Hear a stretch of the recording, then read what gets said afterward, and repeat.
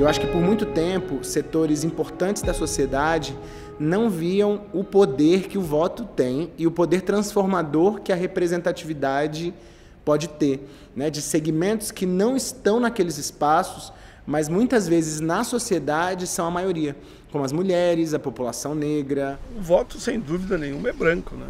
É branco. É quase que totalmente branco, a não ser raras exceções. Vai que, por exemplo, eu voto e eu acabo votando, entre aspas, né, errado. Eu voto num cara que mudou os planos dele e não é o que eu estava pensando que ia ser. Então é meio que minha responsabilidade também.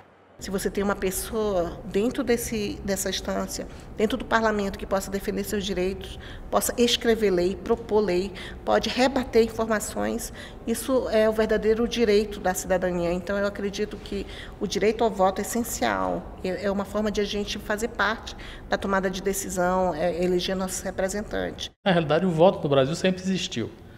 Desde o início da colonização, a forma típica de organização das cidades portuguesas que a gente trouxe como experiência para o Brasil já implicava na existência de uma espécie de um conselho municipal, né, formado pelos moradores da cidade.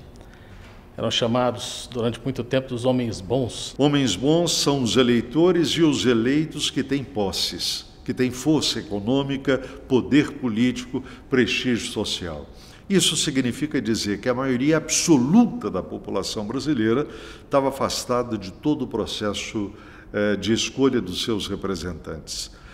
Com a independência, muito pouca coisa mudou.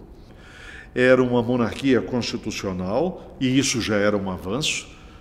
Por mais que achemos estranho, a Constituição do Império de 1824 era uma das mais avançadas do mundo, desde que nós compreendamos a época, o contexto histórico em que ela foi feita.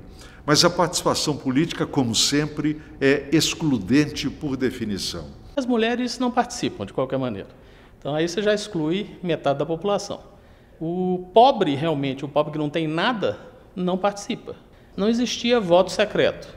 O cara ia até uma mesa eleitoral, geralmente organizada em volta da paróquia, organizada com o padre sendo o que hoje seria o presidente da mesa, né, de votação, e ali declarava seu voto, que era anotado, né, às vezes. Com a República, não apenas a situação se modificou, como ela piorou.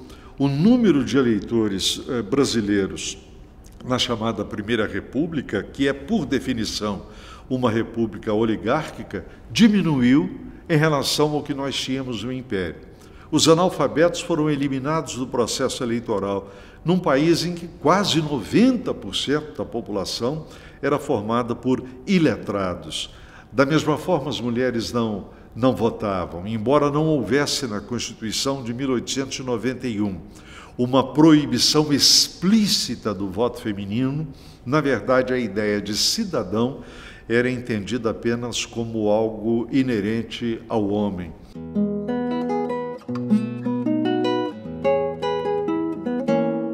As mulheres, por variadas circunstâncias culturais, elas são mantidas na domesticidade e privadas de uma educação mais ampla, e aí reforça essa dependência e essa incapacidade, vamos dizer, que é culturalmente construída, de você estar apto a participar. Há uma intensa movimentação das mulheres no século XIX, e no início do século XX, isso começa a resultar na aprovação no mundo inteiro, né, do voto feminino. Nós temos todo um movimento de mulheres abrindo escolas voltadas a mulheres, publicando jornais, revistas voltadas a mulheres, tentando votar. Várias mulheres tentaram votar no século XIX e sempre foram impedidas, né? Era muito cansativo, eles já estavam ali há 10 anos. A primeira manifestação do Bertalucci em favor do voto foi em 1918, ela muito novinha. Outras sufragistas também se manifestaram, procuravam as mesas eleitorais e se registravam. As mulheres em termos nacionais, só vão adquirir o direito ao voto em 1934, né? Mas Juvenal Lamartine faz uma modificação na Constituição do Rio Grande do Norte, permite, ali ainda na década de 20, no final da década de 20, que as mulheres do Rio Grande do Norte votem, e isso acontece numa eleição municipal, em 1927, e aí as sufragistas, então, vão em busca, né, não só de eleitoras, mas de mulheres nas quais elas pudessem votar, mulheres que pudessem ali enfrentar, né, os líderes políticos homens, né, com alguma chance de vitória. E encontram lá aquela mulher baixinha, pequena, que administrava uma fazenda no interior do Rio Grande do Norte, e a convidam para esse desafio, e ela aceita, né? Ela aceita e ganha a eleição. Ela foi eleita e ela era uma mulher que é um exemplo para hoje de gestora. O que é que a Alzira fez? Resolveu investir na infraestrutura, construiu escola, posto de saúde, abriu estradas, apesar de ter só 2 anos de mandato, que quando foi em 1930, que teve o Estado Novo, ela foi retirada do cargo. E ela tinha um brio tão grande que depois foi chamada e ela não quis porque não era votação direta. Ela deu um exemplo de economia e de desenvolvimento, como sair de uma crise econômica para hoje, atual. Investiu na infraestrutura, gerando emprego e renda para o seu município. Na esteira da Revolução Constitucionalista de São Paulo, que militarmente foi derrotada, mas politicamente saiu vitoriosa, Vargas é obrigado a assinar um código eleitoral. É a primeira vez que nós vamos ter, na verdade, isso. A criação da justiça eleitoral, a convocação de eleições para uma constituinte e o direito de voto, aí sim explícito, às mulheres. Quem vai ser votada, a primeira mulher, vai ser a doutora médica Carlota Pereira de Queiroz. A Berta, ela alcançou a primeira suplência, ela não foi eleita, e ela chega, depois ela volta a ser candidata em outubro de 34, mas ela só assume o mandato na Câmara em julho de 36, pelo falecimento do titular. Poucos anos depois, o país mergulha numa profunda ditadura, que, aliás, reflete o ambiente histórico da época no mundo, digamos assim. É um período de crise profunda da democracia liberal, e, por consequência, a ascensão de regimes mais do que autoritários, regimes totalitários, que seriam os regimes fascistas de uma forma geral. É o que vai acontecer conosco a partir de novembro de 1937, o chamado Estado Novo, que é um regime proto-fascista. Aí não há voto popular, as eleições estão suprimidas, é uma realidade que vai perdurar até 1945, quando termina a Segunda Guerra, com a derrota do nazifascismo e a impraticabilidade da manutenção da ditadura de Vargas. Marmiteiro, marmiteiro, todo mundo grita. Marmiteiro, marmiteiro. E é isso que vai explicar as eleições presidenciais com voto direto no dia 2 de dezembro de 1945. Neste momento já estão em vigor os novos partidos que estão surgindo dentro de uma nova realidade histórica, mas com os pés também muito presos ao passado. Exemplo, PSD, Partido Social Democrático. É o maior partido que nós tivemos de 45 até 65. Mas qual era a base social do PSD? O interior, aquele que o Tancredo Neves, que era PCdista, vai chamar depois de grotões. O segundo é a UDN, União Democrática Nacional.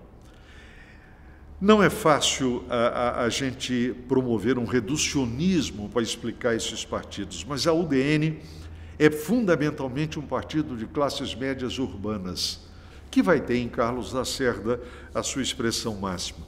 O terceiro partido é o PTB, Partido Trabalhista Brasileiro, que quando surge, diferentemente de quando ele vai ser extinto, Quando ele surge, é um partido chapa branca.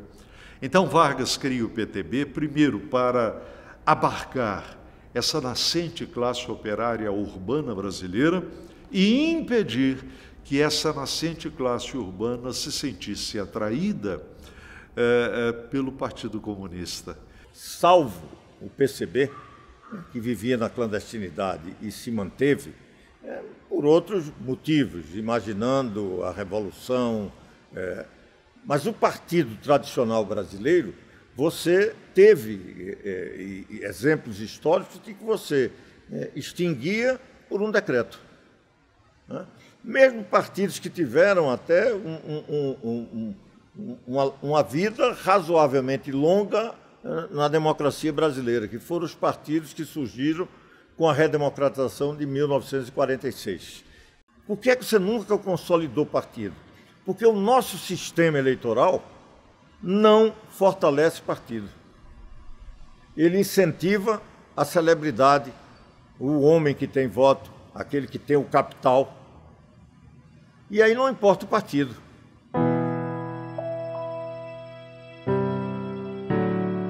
A grande ruptura, na minha opinião, que o golpe de 64 representou foi no amortecimento, porque não foi, na verdade, o fim completo, mas o amortecimento de uma pedagogia democrática que o país estava aprendendo desde 1946.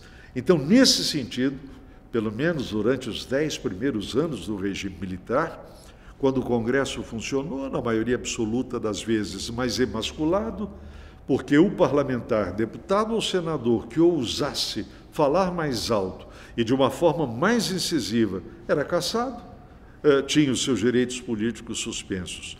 Isso só se altera a partir de 74. A oposição ganhou nessa oportunidade em 16 estados, e nós éramos 22 estados naquela oportunidade, nas eleições majoritárias para o Senado. Isso foi uma grande reviravolta política. E aí o governo Geisel começou a ter um certo problema do ponto de vista econômico e isso refletiu-se na política. Né? E aí veio essa preocupação, por quê?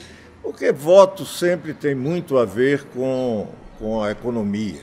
Não adianta imaginar que a ideologia, as ideias, o debate programático, se não tiver uma economia que funcione a favor dessas propostas, muito provavelmente a oposição pode sair vitoriosa. Isso não é período apenas daquele que nós vivemos, isso é no mundo. Né? Até se brinca muito na França, quando se diz que o coração é de esquerda, mas o bolso é de direita.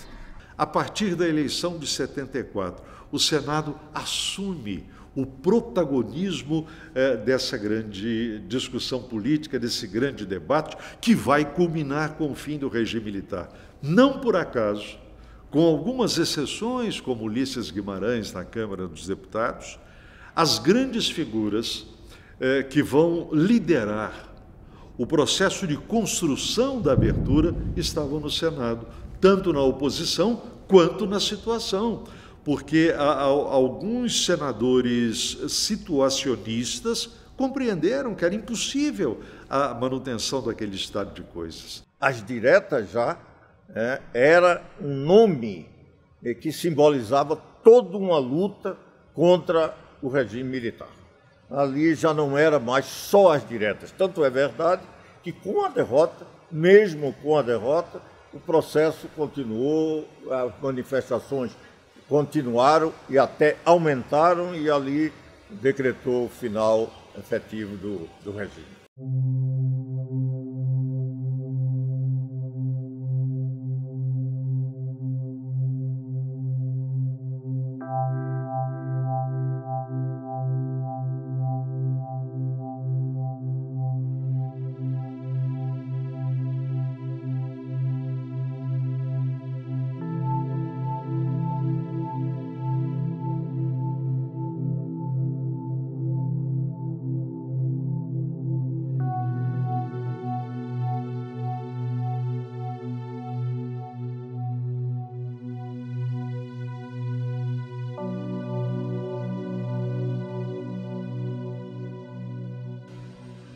Alguém disse que a política mudou de endereço. E ao mudar de endereço, muda também os atores da política.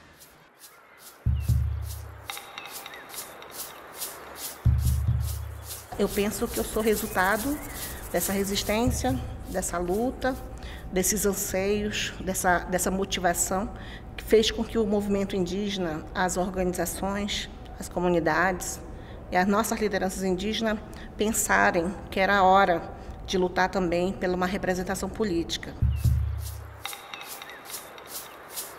O fato de eu ser uma mulher indígena, deputada federal, já teve historicamente um avanço, mas ainda não há um preparo para receber essas questões, né?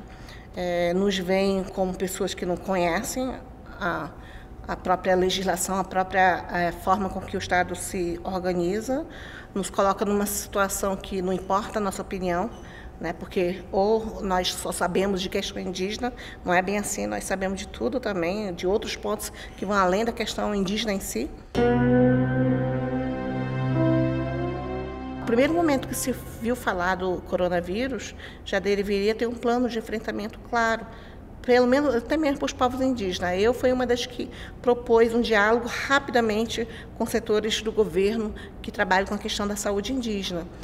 Nós queríamos saber quais eram os planos que ele tinha, e não tinha um plano, né? Dizia, o plano de contingência, eu falei, me mostra esse plano. E foi por isso que nós conseguimos fazer com que houvesse uma lei específica. A lei era o mínimo, que colocava acesso à água potável, distribuição de cesta básica, máscara facial, garantia de leitos nas UTIs, que pudesse ter aquela máquina de oxigenação, questões dos quilombolas, comunidades tradicionais, enfim, foi o básico. E quando foi para o governo, ele foi vetado em 22 itens. Isso gerou uma polêmica muito grande, porque vetar, por exemplo, um item água potável. E qual foi a resposta que se deu, né? Que os índios não precisavam de água potável, porque já tem rio. Aí eu fico falando, vai beber água lá do rio Yanomami, então, com mercúrio. Eu acho que a nossa situação foi de nunca termos enfrentado a realidade do preconceito e do racismo. Contra o índio, contra o negro, e o próprio debate do meio ambiente, que é fundamental. O meio ambiente é a vida, como eu digo, né? Você conhece um fazendeiro negro? Eu não conheço. Eu sou senador já. No Brasil continental, como esse. Estou falando um grande fazendeiro, né? Um grande fazendeiro do agronegócio. Por que não tem? Não tem porque quando houve a abolição da escravatura, ao negro não foi dado nada. Nada, nem ferramenta. Era proibido estudar. Era praticamente proibido trabalhar com qualquer emprego mais formal. Se alguém, mesmo branco, fizesse isso, ele era já discriminado. Aí chamaram os imigrantes, que é legítimo. Olha, eu moro numa terra de imigrante, me dou muito bem com eles. Mas essa é a história, é só contar a história. O que acontece? As terras que eles recebiam de graça quando vinham para cá, e foi passado depois de geração para geração. Bom, é assim, né? Então, por isso que os negros tiveram que fazer o quê? Por que os negros, a maioria, estão nos morros ou na beira dos rios? Porque eles não tinham para onde ir. Então eles foram o quê? Eles foram para os lugares onde ninguém queria. Em cima do morro é pedra, não dá para plantar, não dá para produzir, em tese, né? E foram fazendo as suas casinhas. Ou se instalando com as palafitas na beira do rio para poder viver da pesca. Essa é a realidade do povo negro que foi perpetuada. E por isso que os negros ainda são o setor mais vulnerável junto, claro, com o povo indígena. Escola Senai Nilo Peçanha. Nunca soube que o Nilo Peçanha era negro. Nunca soube. Estudei lá e o Senai é a marca da minha vida. Mudei radicalmente depois dali. Mudei para melhor. E vim descobrir, quase que no parlamento, que o Nilo Peçanha era negro. Para tu ver como tivemos negros no longo da história, mas as referências do povo negro elas foram apagadas sempre. Então, existe um setor subalterno da sociedade que é apagado da história recorrentemente. Né? É um apagamento que ele é sistemático, ele é consciente. Eles querem apagar uma identidade, eles querem apagar um protagonismo de um setor da sociedade que fez muita diferença. E eu acho que agora os movimentos sociais, esses sujeitos não aceitam mais o apagamento. Nós não aceitamos esse apagamento da história. E eu acho que não aceitar esse apagamento da história é insuficiente. Além de lutar para que a gente tenha visibilidade, identidade, a gente também precisa ocupar a política, ocupar os espaços de poder, para mostrar que novos apagamentos não podem acontecer e que a gente só pode construir uma sociedade realmente com cidadania e democrática se for uma sociedade construída por todas essas vozes que foram historicamente apagadas. A população entendeu que você não pode julgar ninguém pela cor da pele, pela orientação sexual, ou pelo gênero, ou por qualquer que seja. Ela entendeu que a competência, a eficiência no serviço público e a representatividade ela tem que ser mais significativa. O agronegócio elege um senador, um deputado, ele vai lutar pelos interesses daquela categoria. Os médicos elegem um médico, ele vai lutar pelos interesses daquela categoria. Os policiais elegem um policial, vai lutar pelos interesses daquela categoria. Mas a grande massa da população brasileira, de pobres, desdentados, desvalidos, sem vez, sem voz, sem dignidade, sem nada, esses não têm representatividade. Na mesma eleição que a gente elegeu o Jair Bolsonaro, eu fui eleito, por exemplo, o primeiro LGBT assumidamente gay da Câmara Legislativa, com uma votação expressiva, com uma nova representatividade que traz também significado, né, programático para essas lutas. Desde que eu cheguei na Câmara Legislativa, nenhum parlamentar teve coragem de subir na tribuna da Câmara para criticar ou fazer uma fala de crítica dura à pauta LGBT, à construção da cidadania LGBT. Isso, de alguma forma, representa alguma coisa, representa que a gente também está sentado num espaço de poder para disputar a narrativa da sociedade. Isso é muito importante. Então, eu vejo que, se por um lado existe uma maioria conservadora que se mostrou forte na eleição de 2018, existe também espaço progressista, existe muita gente que respeita a diversidade. Eu prefiro ficar com esse prisma mais otimista. Se você perguntar, senadora, a senhora acha que a senhora, como parlamentar, deve defender só a pauta feminina, deve estar presente só na feminina? Não, gente. Por quê? Porque nós estamos pedindo, gritando por inclusão. Inclusão é a gente estar na tributação, no orçamento, na educação, na saúde, na segurança pública. Porque na hora que eu defendo isso, eu estou defendendo todas as mulheres e todo o povo brasileiro. Como que eu vou explicar para a população e para as pessoas que o Brasil, 52% da população é de mulheres? 52%. E eu estive na Assembleia Legislativa de Mato Grosso do Sul com 24 deputados, todos homens. Isso é muito significativo. Isso é estrutural. Eu estive em Salvador, 85% da população de Salvador é de negros. Nunca elegeu um negro. Então, a sociedade tem que refletir isso. Nós temos que entender que realmente nós vivemos uma democracia, mas que nós temos que dar instrumento para que essa democracia seja efetivamente implementada. E não só no discurso, porque, por enquanto, a letra da lei está deitada eternamente em berço esplêndido. Não tenho dúvida disso.